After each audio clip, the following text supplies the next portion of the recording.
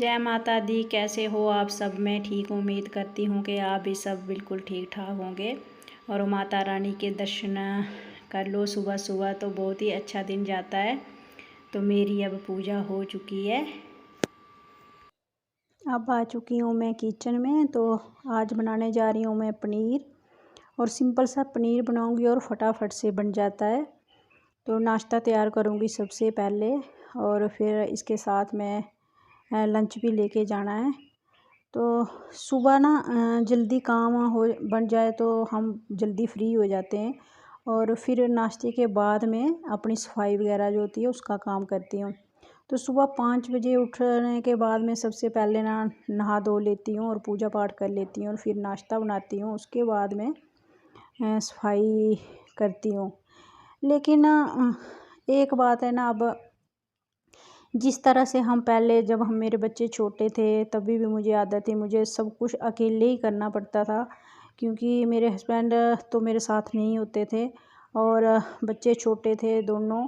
तो उनको सुबह तैयार भी करना है, उनके लिए नाश्ता भी बनाना है, उनको लंच भी डाल के देना है, फिर उनको स्कूल छोड़ने जाना है, फिर आके घर का सारा काम करना है, फिर दोपहर का खाना बनाना है, और फिर बच्चों को स्कूल से लेके आना है।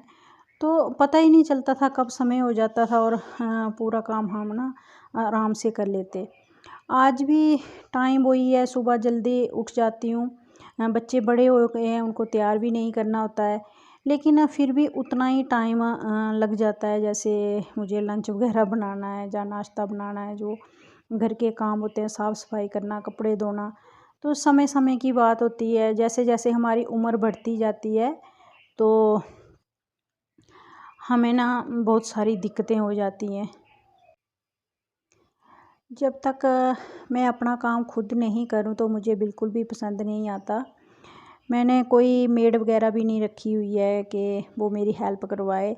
अगर हम काम करते रहते हैं ना तो हमारी सेहत भी बिल्कुल फ़िट रहती है। बीच में मेरे साथ ऐसा ही हुआ था कि जब हम काम करते हैं ना तब हम ये सोचते हैं कि हमें रेस्ट मिल जाती, लेकिन कभी आपको रेस्ट मिल जाएगी ना तो आप और ज़्यादा रेस्ट करोगे, और ज़्यादा रेस्ट करोगे, क्योंकि ये मैं किसी की बात नहीं, मैं खुद की बात बता रही हूँ। तो मैं आपको बताऊँगी कि मेरी ज़िंदगी कैसी गुज़री। अब मैं पहले से तो अच्छा फ़ील करती हूँ, लेकिन बीच में जब मैं अकेले रहती थी ना तब मेरी हालत बिल्कुल ख़राब हो चुकी थी, क्योंकि बच्चे मेरे दोनों हॉस्टल में चले गए थे और पति नौकरी पे होते थे, तो मैं अकेली रहती थी। और कुछ भी काम, इतना एक आदमी होगा तो कितना काम होगा, कितना सा करेगा। तब हम रेंट पे रहा करते थे, हमारा अपना घर नहीं था। तो बस एक रूम किचन होते थे हमारे पास या बाथरूम, तो कितना सा काम होता था, ज़्यादा कोई नहीं होता था। जहाँ मेरी चाय बन के तैयार हो चुकी है और लंच भी हो गया है पैक, तो अभी मैं दे दूँगी नाश्ता।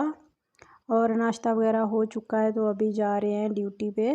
तो बता रहे थे कि बेटे को कि अगर मार्केट जाना होगा तो कुछ काम था। तो अभी मैं आ गई हूँ, और किचन की हालत देखो कैसी हो जाती है जब हम सुबह काम जल्दी जल्दी में कर रहे होते हैं ना। तो अभी मैं किचन को कर देती हूँ साफ़। मैं आपसे कहना चाहती हूँ, क्योंकि मेरी वीडियो आप लोग देखते भी हो लेकिन मेरे चैनल को सब्सक्राइब नहीं करते हो।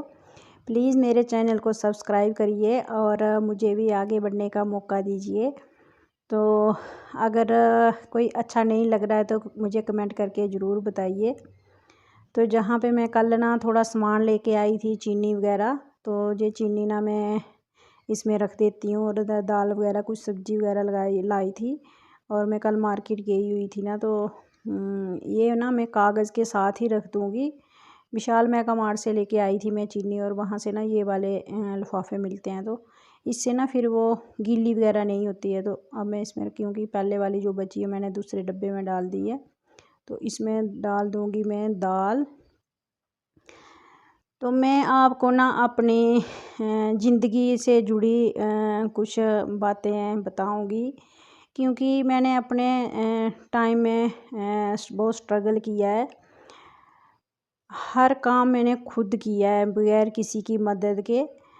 तो फिर भी हमारा सफ़र जो ना एक गांव से आके शहर में रहना कितना मुश्किल हो जाता है। तो पहले मैंने वीडियो आपको दिखाया कि मैं कहाँ गांव में रहती थी। तो फिर बच्चों को हम पढ़ाने के लिए शहर में आ गए थे, तो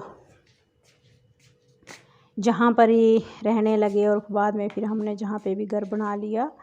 तो बस अब ज़िंदगी का सफ़र यही होता है, कभी जहाँ कभी वहाँ, तो फिर दोनों जगह देखने पड़ते हैं। तो अभी मेरी साफ़ सफाई हो चुकी है। तो प्लीज़ मेरे चैनल को सब्सक्राइब करिए और शेयर और लाइक ज़रूर कीजिए, क्योंकि मुझे अच्छा लगता है वीडियो बनाना, क्योंकि इसकी भी मैं आपको कहानी बताऊंगी कि कैसे मैं यूट्यूब पर आई। तो सुनने के लिए जल्दी जल्दी मेरे चैनल को सब्सक्राइब करिए। Bye bye.